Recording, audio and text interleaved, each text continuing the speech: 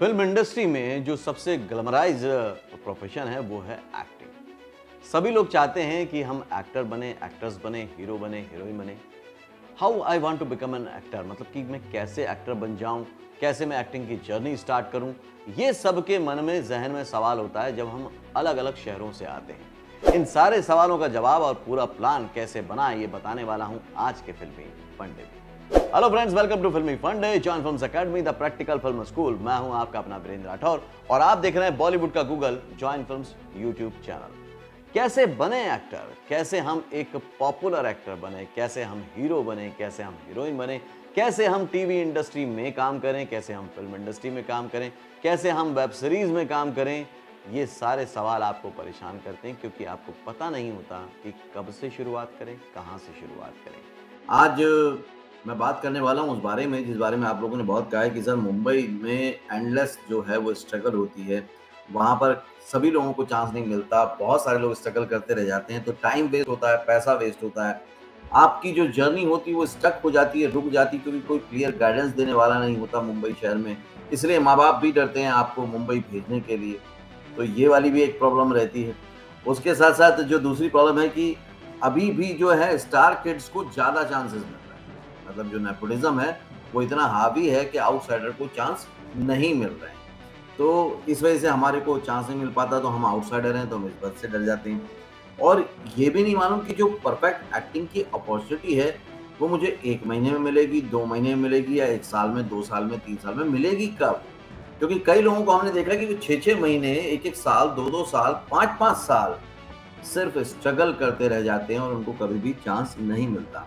उसके बाद अगर कभी ऑडिशन दिए भी तो इतने ज़्यादा रिजेक्शन होते हैं कि उससे फ्रस्ट्रेशन हो जाता है और लगता है कि भई ये ऑडिशन देके भी कोई फ़ायदा नहीं होगा। तो हमारे पास 2 ही रास्ते होते हैं। पहला रास्ता कि ये सब सुन के कि बहुत सारी स्ट्रगल है, स्टार किड को चांस मिलता है, लकी लोगों को चांस मिलता है, और उसके बाद एंडलेस स्ट्रगल है मुंबई में, बहुत सारा समय और पैसा बर्बाद हो जाता है, हम ये करियर ही छोड़ दें। फिर नहीं है। कितने लोगों को लगता है कि इस वजह से हमको करियर छोड़ देना चाहिए? मुझे बताइए। कितने लोग छोड़ने को तैयार हैं ये बात? मैं ऑडिशन बैंक के बारे में बताता हूँ रियाज़, बहुत इंपॉर्टेंट टॉपिक है, क्योंकि ये चीज़ें आपको जो डराती हैं, इनसे डर के क्या आप बॉलीवुड का करियर छोड़ने को तैयार हैं या मैं आपको सॉल्यूशन दूँ? क्या चाहते हैं? बताइए। मुंबई में बहुत स्ट्रगल है, टाइम पैसा बर्बाद होता है, स्टार किड को चांस मिलता है, लकी लोगों को चांस मिलता है। सॉल्यूशन दूँ? सॉल्यूशन दूँ? मैं MKN, Vansh, Durganand Maurya, Riyaz, solution. Okay, okay, solution. Okay, तो सॉल्यूशन सिंपल है। अब सॉल्यूशन क्या है कि जिस तरह से 5% लोगों ने भी ये चैलेंजेस होने के बाद, ये प्रॉब्लम होने के बाद, इन स्थितियों से गुजर के भी अपना स्टारडम कायम किया है, तो अगर वो कर सकते हैं तो हम भी कर सकते हैं। अब आप बोलेंगे सर उन्होंने कैसे किया, हमें कैसे पता चलेगा? तो हम भी कर लेंगे। तो वही रास्ता मैं आपको बताने को बिल्कुल तैयार हूं। आज अगर इस लाइव वीडियो को आपने पूरा अच्छे से समझा, तो ये सारे सॉल्यूशन जो उन स्टार्स को मिले जो 5% सक्सेसफुल हुए हैं, वो मैं आपको बताने को तैयार हूं कि कैसे करते हैं। उनका एक तो सक्सेसफुल एक्टर का माइंडसेट होता है कि वो इन बातों पे ध्यान नहीं देते। वो क्या ध्यान देते हैं? मुंबई में स्ट्रगल है, पैसा और समय लगता है, ओके, तो मुझे सीखना जरूरी है, मुझे समय कम करना है, पैसे कम करना है, तो मुझे कम करना पड़ेगा। क्या सिर्फ स्टार किड को चांस मिलता है? नहीं यार, बहुत सारे आउटसाइडर हैं जो काम कर रहे हैं। अभी इंडस्ट्री का ग्राफ कह रहा है कि 50% नए फेसेस को चांस मिल रहा है, जो कि बहुत बड़ी बात है। पहले ये 10-15% ही मिलता था। क्या सिर्फ लकी लोगों को चांस मिलता है? तो लकी आप हैं या नहीं, कब आजमाएंगे? आने के बाद ही आजमाएंगे। और ये तो आप भी जानते हैं, एक तरफ कहते हैं किस्मत वालों को मिलता है, और एक बार आप कहते हैं कि जो मेहनत करता है उसको मिलता है। तो अगर आप मेहनत करते जाएंगे तो क्यों नहीं मिलेगा? वो भी मिलेगा। अब इनके पास जो स्ट्रेटेजी, जो प्लान और जो गाइडेंस थी, इन्होंने कहीं से भी सीखी, लाखों रुपए की फीस देके। हम सब मिडिल क्लास से हैं, आउटसाइडर हैं। मैं खुद एक मिडिल क्लास से आता हूं। जब 2001 में मुंबई आया था, मैं भी मिडिल क्लास से था। मुझे बहुत सारे लोगों ने गाइड किया, मैंने बहुत सारी वर्कशॉप्स की, क्योंकि मैं तो जबकि भोपाल शहर में 9 साल काम करने के बाद आया था, बहुत एक्सपीरियंस लेने के बाद आया था। लेकिन मैंने बहुत जल्दी समझ लिया था कि अगर मुंबई में रहना है, मुंबई में काम करना है, तो यहाँ के फिल्म इंडस्ट्री के हमको तौर तरीके सीखने पड़ेंगे, और वो तौर तरीके मैं मुंबई में ही सीख सकता हूँ, मुंबई के लोगों से ही सीख सकता हूँ। तो मैंने बहुत सारी वर्कशॉप की, क्लासेस की, और आप देखिए मेरे को हमेशा हर जगह पॉजिटिव रिस्पॉन्स ही मिला। टाइम लगा, सब कुछ लगा, लेकिन आज जो भी आप देखते हैं, जॉइंट फिल्म से है, जॉइंट फिल्म प्रोडक्शन हाउस है, मैंने कॉर्पोरेट के साथ बहुत काम किया है, ये सब इसी जगह पे सक्सेसफुल हो पाया। और मेरे साथ जितने भी मेरे दोस्त आए थे या उस समय जितने भी लोग आए थे, सब के सब आज अपने शहरों में वापस चले गए। और वो मुझे क्या कहते हैं कि वीरेंद्र यार तू लकी था यार, तेरे को चांस मिल गया। जबकि मैं जानता हूं अगर वो रुकते, वो भी सही से अप्रोच करते, वो भी सही से लर्निंग करते, तो वो भी यही कर सकते थे जो आज मैं कर रहा हूं। आज वो जॉब कर रहे हैं, लाखों रुपए कमा रहे हैं, सब कुछ सही है, लेकिन वो खुश नहीं। उनको वो मलाल है, उनको पछतावा है कि यार मुंबई से उनको हार कर जाना पड़ा। जबकि हारना उनकी किस्मत में नहीं था, जीतना उनकी किस्मत में था।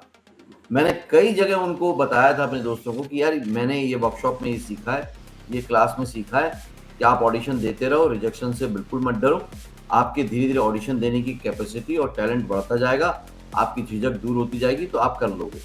लेकिन वो कहते थे नहीं, मैं ऑडिशन दे के फायदा क्या, मेरा तो सिलेक्शन ही नहीं हो रहा। और मैं लगातार ऑडिशन देता रहता था, तो मेरा सिलेक्शन होता रहता था एक हद के बाद। तो ये 5% को जो मालूम है, वो सब कुछ मैं 8 दिनों की क्लास में, 8 डेज, संडे टू संडे, कल से शुरू हो रही है वर्कशॉप। 8 दिन हम लगातार मिलेंगे, लगातार बात करेंगे। पहले दिन मैं आपको बताऊंगा कि कैसे एक सक्सेसफुल एक्टर का माइंडसेट होता है। ये 5% लोग क्या करते हैं, कैसा सोचते हैं, कॉन्फिडेंस के बारे में जो बहुत ज़रूरी है। उसके बाद टैलेंट के बारे में कैसे प्लान करते हैं, वो बहुत ज़रूरी है। स्ट्रगल कैसे करते हैं, क्या करना चाहिए, वो ज़रूरी है, वो बताता हूँ। एक्शन कैसे लेना है किसी भी सर्कमस्टेंसेस में, वो बताता हूँ। फिर सेकेंड डे मंडे को बहुत ही इंपॉर्टेंट क्लास होती है, उसमें मैं बताता हूँ कि पेरेंट्स को कैसे कन्विंस करना है। कितने लोगों को प्रॉब्लम होती है कि पेरेंट्स को कन्विंस नहीं कर पाते, बहुत लोगों को प्रॉब्लम होती है, या कन्विंस है भी तो पेरेंट्स थोड़ा सा डरते हैं, तो वो मैं बताऊंगा मंडे को। फिर ट्यूसडे को एक और क्लास होगी, उसमें मैं इसी तरह के डिफरेंट टॉपिक को एक्सप्लोर करूंगा। और वीक के खत्म होते होते तक ज्वाइन फिल्म्स के एक स्पेशल काउंसलर को आपके साथ अपॉइंट किया जाएगा, जो डेली क्लास के बाद आपका फीडबैक लेगा, आपको अंडरस्टैंड करेगा, आपको समझेगा। और उसके बाद आप जब 8 दिन बाद होंगे, तो आप वो नहीं होंगे जो 8 दिन पहले थे। आप एकदम चेंज हो जाएंगे, ट्रांसफॉर्म हो जाएंगे। 8 दिन बाद आप ऐसे हो जाएंगे जैसे कि किसी ने 3-4 साल की स्ट्रगल करी हो, और उसके बाद जो नॉलेज उसको मिली है, जो सीख मिली है, वो आपको 8 दिनों के अंदर मिल जाएगी। ज्वाइन फिल्म्स में मैं उन लोगों को हेल्प करना चाहता हूँ जो वाकई खुद की हेल्प करना चाहते हैं, जो वाकई सीखने के लिए तैयार है। नहीं तो ऐसे रास्ते पे खड़ोगे तो कोई भी सोच सकता है कि मुझे बॉलीवुड का स्टार बना दो, कौन बनाएगा। जब आप अपने सीखने पे इन्वेस्ट नहीं कर रहे, तो कोई प्रोड्यूसर आपके ऊपर इन्वेस्ट क्यों करेगा। वो उस पर इन्वेस्ट नहीं करेगा जो सीखा हुआ है, जो जाना हुआ है, जो समझा हुआ है। वो रास्ते चलते किसी पे क्यों इन्वेस्ट करेगा। कभी सोच के देखिएगा इस बात, है ना।